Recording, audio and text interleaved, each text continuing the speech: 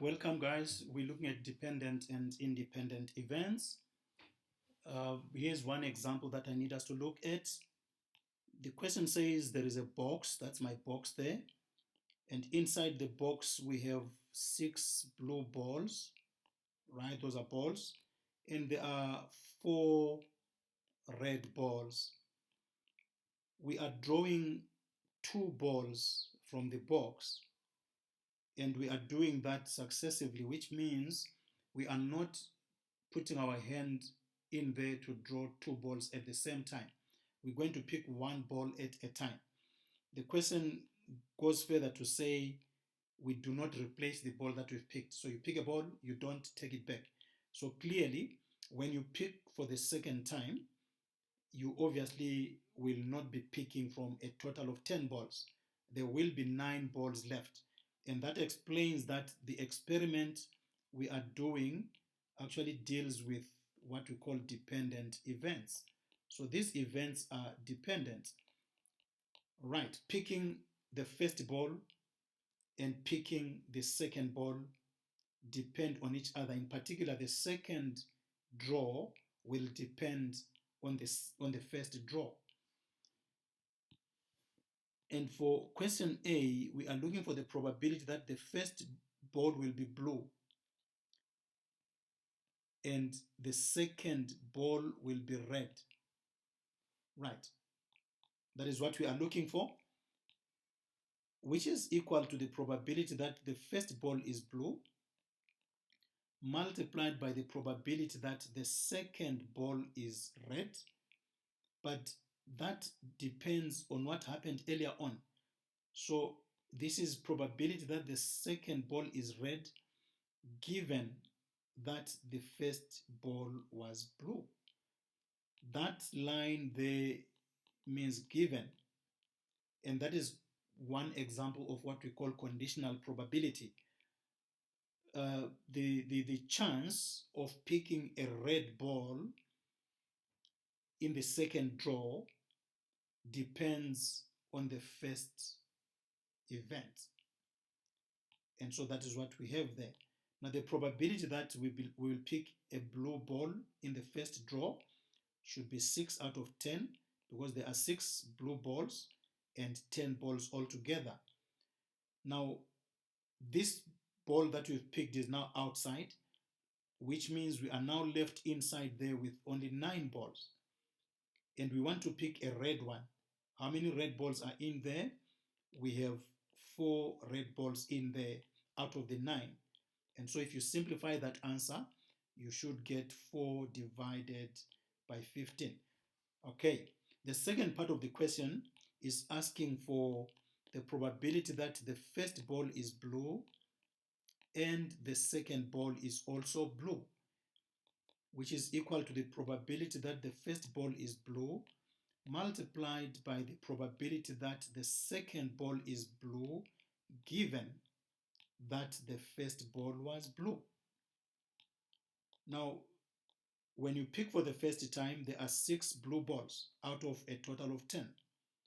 And remember, after picking the ball, you do not replace. So now we are left with 9 balls in there. And now we want to look at picking a blue one. Now, if blue was picked in the first, it means we now do not have 6 blue balls in there. We should have 5 blue balls now. And so we multiply those 2 numbers there and get 1/3. So that will be the probability that the first ball is blue and the second ball is also blue. Here's another example. This time, the experiment is more or less the same as the first one. We draw 1 ball first from a box. Same picture, 6 balls are blue and 4 balls are red. But this time, after picking the first ball, we should return the ball to the box. And now that means when we come back to pick for the second time, the number of balls inside is still the same. So whatever happens in the second draw is not affected by or influenced by what happened in the first, because there is still the same number of balls in there. So now we are looking for the probability that the first one is blue and the second one is red. Right. So the probability that the first one is blue should be multiplied by the probability that the second one is red. We could also go on and say, given that the first one was blue, we can still do that. We can say, given that the first one was blue. But remember, the second draw is not influenced by the first draw. So you can as well just write that as probability of R2, because B1 will not affect R2 in this case. Now, these events are called independent events. Right, in this case, the second draw is not affected by the first draw, so they are independent of each other. And because they're independent, we just multiply the separate probabilities like that. The first one is blue, that means 6 out of 10. The second one is red, there's still 10 balls in there, and the 4 red balls. And so you get your answer 0.24. The second part says probability that the first one is blue and the second one is blue. Again, because these are independent. In other words, the second choice is not influenced by the first choice. It means we can just multiply the probability that the first one is blue by the probability that the second one is blue as well. And that will give us 6 out of 10 multiplied by 6 out of 10, because the number of balls in the bag is still the same, since we are replacing, in this case, we are returning the balls.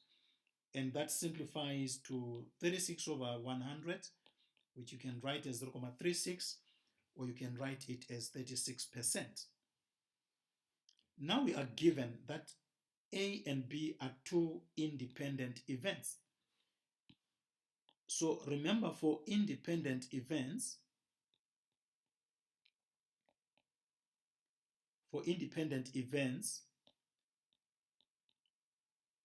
the probability of A and B is equal to the probability of A multiplied by the probability of B. These are independent. A and B are independent of each other, which means they are not influenced by each other. B can occur whether A has occurred or not. A can also happen whether B has occurred or not. They're independent of each other.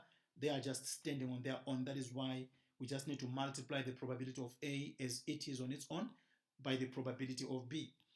So now we are given here that the probability of A is 0.6, the probability of A or B is 0.76, and we want to find the probability of B.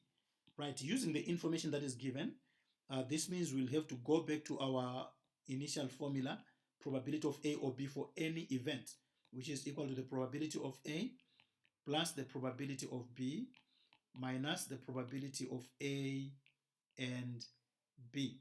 In this case, we are looking for probability of B. We are given probability of A or B is 0.76. Probability of A is given as 0.6. We are looking for the probability of B, right? So we're looking for the probability of B, subtract the probability of A intersection B. Now, these events are independent, and because these events are independent, we need to use that formula. Probability of A and B means probability of A multiplied by probability of B. Okay, so take note, this here can be written as probability of A multiplied by the probability of B. So if you substitute in there now, This is 0.76 is equal to 0.6 plus the probability of B. Probability of A is 0.6, so that means 0.6 multiplied by the probability of B. Now you can rearrange this equation and solve for probability of B. This is just like 0.76 is equal to 0.6 plus x minus 0.6x if you want. So rearrange that and solve for the probability of B, and you should get an answer of 2/5 or 0.4. Okay, I will let you solve that equation on your own there. Question 4, we are given all that. We need to determine whether these two events A and B are independent or not. Right, we know that if they are independent, then the probability of A and B will be the same as probability of A multiplied by the probability of B. That is the definition for independent events. So we need to show whether this thing here on the left-hand side is equal to that one there on the right-hand side. Okay, so let's work out probability of A and B. If you look at the question, the example of the question that is given, we need to go back to the formula that we know. Probability of A or B is equal to the probability of A plus the probability of B, subtract the probability of A and B. Okay, we are trying to find the probability of A and B. We are given the probability of A or B, it's 0.428. Probability of A is 0.12. Probability of B is 0.35. That subtract the probability of A and B.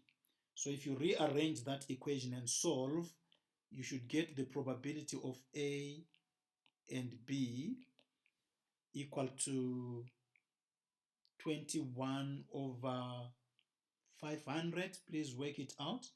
21/500, which you can write as 0.042. Okay, so this is the probability of A and B. I'll call that one number 1. So the left-hand side, we now know that the left-hand side is equal to 21/500. Now we need to check whether the right-hand side is also going to be equal to 21/500. So let's check that. The right-hand side is probability of A multiplied by the probability of B. Now the probability of A is 0.12 and the probability of B is 0.35. Now if you multiply 0.12 by 0.35, you get 21 divided by 500. So this is the right-hand side.